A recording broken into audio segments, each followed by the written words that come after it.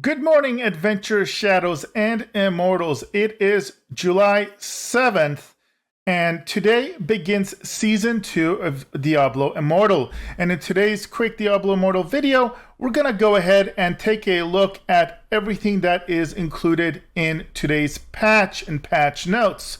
So buckle up and let's take a look at what is now live and coming up in Diablo Immortal. Stick around till the end because there's a special update on a very, very promising feature that everybody's been asking about, and we have a big update on it. So stick around, drop a like, subscribe, let me know if you have any questions or comments below. Love to hear from you guys, and let's go.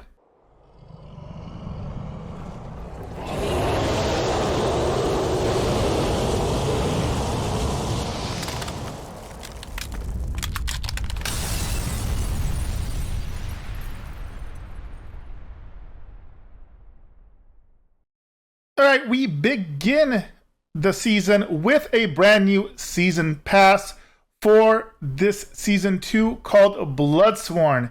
And with it, it comes 40 new ranks of both free upgrades, as well as you have a paid track that you can either get for $4.99 or $19.99. PS, don't pay for $19.99 one. It is not worth it.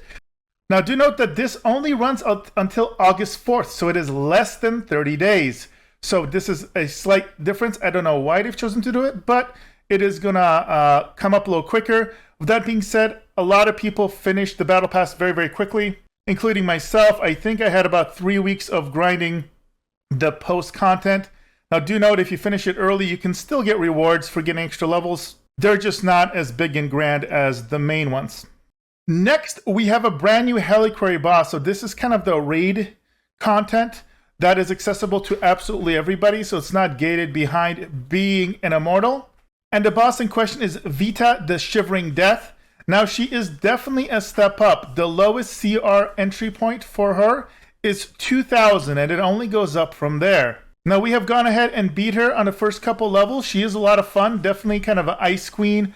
Almost reminded me of like a female Lich King in an odd little way. Lots of ice explosions. Be careful, be prepared, and be ready to move. Luckily, there's no weird one-shot mechanic where you have to hide behind a rock or anything like that. So if you're just able to avoid the main mechanic, a lot of people are saying it's kind of easier unless your CR is too low and you're getting one shot by dose effects. Next, we have the Hungering Moon Weekend event. Now, there's basically not that many details on this other than that from July 15th at 3 a.m. until July 18th at 3 a.m., you're going to be basically able to gather moon silver from doing various activities and just fighting in the game. And you're going to be able to trade that in for goodies and buffs. So a nice little weekend event to get people, I guess, to play more on the weekends.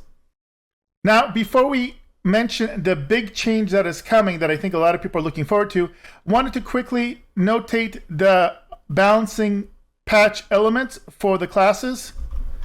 And very specifically, there have been buffs to wizards and monks.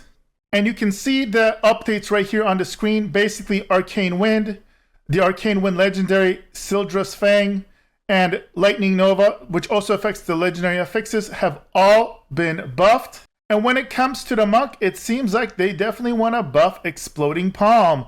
So there's pretty significant upgrades to the Exploding Palm skill, as well as legendary effects. So do check those out if you are running this, or maybe you haven't been because you felt it was underpowered. Well, it might be worth checking out at this point. Now, there have also been a couple general bug fixes / nerfs. Popular farming areas in Library of Zoltan Kulle and Mount Zaven have been nerfed, and these have been mainly single spawn points. So if you have been abusing any areas where you could just stand in one spot without moving around to constantly farm multiple mobs over and over, you may find those setups not working anymore. Now, a big clarity for Chip of Stone Flesh Legendary Gem. This is a 5-star gem, and very, very important. This is a gem that I used, and I did wonder about this because it originally said each time you cause an enemy to lose control, it now says each time you cause an enemy total loss of control, meaning this only gets impacted by stuns and fears now. So this is important because if you look at different abilities, they will have kind of descriptors on them, and they'll say control or they'll say damage, etc. So I think a lot of people were using some of these just when there was a control moniker, and they may have not even realized that they weren't getting the effect. So do make sure you check out your abilities if you are using this gem, because it may not be working the way that you thought it did. Now, there are other minor bug fixes across the board. You can check them out in the description below.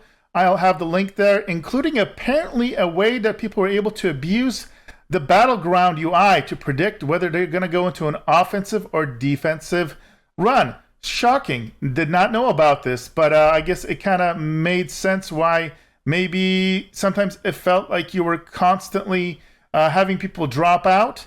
And maybe those were the people that were identifying the wrong type of run and didn't want to partake. So interesting to hear. And finally, we are going to talk about the big feature that has been hinted at, and it is finally coming soon. So later this month, in July, we are finally going to get Class Change feature. Now, what is this?